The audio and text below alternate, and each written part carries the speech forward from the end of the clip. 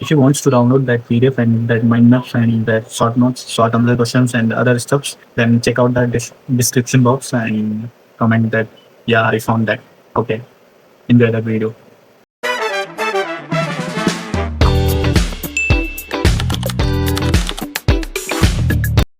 All right, let's jump right in. Today, we're tackling a topic that is literally all around you. From the zing in your lemonade to the soap you use every day. Acids, bases, and salts. We're going to break down all the key chemistry in a way that's super fast and easy to get. Let's do this. So, you ever stop and think, why is a lemon so sour? Or why does soap have that really distinct, bitter taste if you accidentally get it in your mouth? Well, the secret is all about chemistry. It comes down to these tiny, charged particles called ions. And trust me, they are the key to everything we're about to talk about. Okay, so let's get right into those ions. It's time to figure out what actually makes these things so different from each other. We're about to uncover the core chemical identity that defines what an acid is, what a base is, and how you can spot the difference every single time. Now, you probably know some of this stuff already, right? We know acids taste sour. Think about citrus fruits. Bases, on the other hand, tend to be bitter and feel kind of soapy or slippery. And of course, in the lab, there's the classic litmus paper test. Acids turn blue litmus red, and bases turn red litmus blue. It's a super simple, colorful, and effective way to check. But let's go deeper than just taste and feel. The real chemical difference, the number one rule you absolutely have to remember, is how they act in water. Acids are any substance that releases hydrogen ions, H+, when they dissolve. Bases, they're the ones that release hydroxide ions, OH-. That simple fact is the key chemical distinction. It's what it all boils down to. And here's something really cool that happens because of those ions. Their presence allows solutions of acids and bases to conduct electricity. I mean, a solution of sugar and water won't do a thing, but dissolve an acid or a base, and suddenly you can complete a circuit. It's because those free-floating H+ and OH- ions can move around and carry the electric charge. No ions, no electricity. And, just to be a bit more precise, those H+ ions don't just swim around by themselves. They're way too reactive for that. They immediately grab onto a nearby water molecule, an H2O, to form a new team called a hydronium ion, or H3O+. So whenever we're talking about H+ ions in water, we're really talking about these hydronium ions. Okay, so now we know what they are. Let's get to the fun part. What do they do? It's time to see these things in action, starting with a classic lab experiment that makes a very satisfying sound. This right here is the famous pop test. This is the go-to experiment to prove that you've produced hydrogen gas during a reaction. And yeah, the entire goal is to get that one signature sound, a sharp little pop. So, how does it work? It's easy.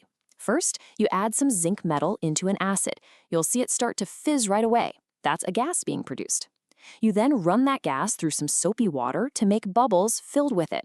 And then, for the moment of truth, you bring a lit splint or a candle near one of those bubbles and pop. That unmistakable sound means you've successfully made hydrogen gas. Now, this isn't just a cool party trick. It demonstrates a fundamental rule in chemistry that you absolutely need to nail down. Whenever a reactive metal reacts with an acid, you will always get two products, a salt and hydrogen gas. Always. And here's the specific chemical equation for the reaction we were just talking about. You have hydrochloric acid plus zinc, and it produces zinc chloride, that's our salt, and of course, hydrogen gas. See, it follows the general rule perfectly. So we know acids produce those H+ ions. But that brings up a really good question. Are all acids equally strong? Do they all release the same amount of ions? To measure their power, we need a special tool, the pH scale. Seriously, think about it. The hydrochloric acid in your stomach is incredibly powerful, but you can eat yogurt, which contains lactic acid, no problem. They're both acids, right? But they clearly have very different strengths. So how do we actually put a number on that power and compare them? Well, the answer is the pH scale. It's basically a ruler for acidity that goes from 0 to 14. A pH of 7, smack in the middle, is neutral. That's pure water. Anything below 7 is acidic, and anything above 7 is basic. So your stomach acid is way down there around 1.2, while a super strong base like sodium hydroxide is all the way up at 14. Now, here is the most important thing you have to understand about this scale. Every step is a 10 times difference. That means a pH of 2 isn't just a little more acidic than a pH of 3, it's 10 times more acidic. And a pH of 1 is 100 times more acidic than a pH of 3. So just remember, the lower the pH number, the exponentially higher the concentration of H+ ions is, and the stronger the acid. Okay, so we've mentioned strong bases like sodium hydroxide. Now let's see how these ideas play out in a massive industrial process. You might be surprised to learn that we can get some incredibly valuable chemicals from something as simple as salt water. This whole process starts with something called brine. And while it might sound complicated, it's really not. It's just a fancy name for a concentrated solution of sodium chloride in water. In other words, it's just really, really salty water. The process is called the Chlor-alkali process, and it works by passing a powerful electric current through that brine. The electricity literally splits the salt and water molecules apart. At the positive electrode, you get chlorine gas. At the negative electrode, you get hydrogen gas. And what's left behind in the solution? That strong base we keep talking about, sodium hydroxide. So, why is this process such a big deal? Because all three of those products are incredibly useful. Hydrogen is used for fuels and making fertilizers. Chlorine is absolutely essential for treating our drinking water and making plastics. And sodium hydroxide is a key ingredient for making soaps, detergents, and even paper. All of that just from salt water and electricity. All right, for our grand finale, let's bring all this chemistry right back into your house. We've seen how these salts are made on an industrial scale, so now let's do a quick fire round of some common, super useful salts you can probably find in your kitchen or bathroom right now. First up, of course, is baking soda, also known as sodium bicarbonate. Because it's a mild base, it's great as an antacid for neutralizing excess stomach acid. And as we all know in the kitchen, it's the secret ingredient that releases carbon dioxide gas to make cakes and bread light and fluffy. Next, we have washing soda, or sodium carbonate. This one is a serious cleaning agent you'll find in laundry detergents.